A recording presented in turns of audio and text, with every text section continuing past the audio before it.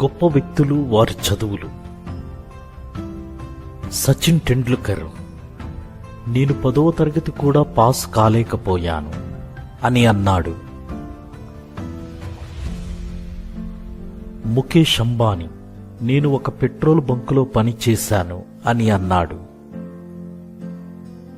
AR Rahman, నాకు చదువు రాలేదు, చదువును మధ్యలోనే ఆపి చిన్న పనిలో చేరాను అని చెప్పాడు. అబ్రహాం లింకన్, మాది సాధారణ కుటుంబం, నేను టైలర్గా పనిచేశాను అని చెప్పాడు.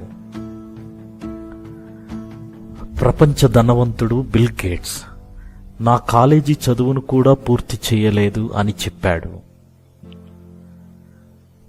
సౌత్ ఇండియన్ గొప్ప యాక్టర్ రజనీకాంత్, నేను నా 25వ సంవత్సరంలో ఒక బస్ కండక్టర్గా శ్రమించాను అని చెప్పాడు. Bollywood king Khan Shahrukh Khan, park bench మీద పడుకొని నా ఫ్రెండ్ దగ్గర రోజు 25 రూపాయలు అప్పు చేసి ఫిలిం నగర్కు వెళ్లేవాణ్ణి అని చెప్పాడు.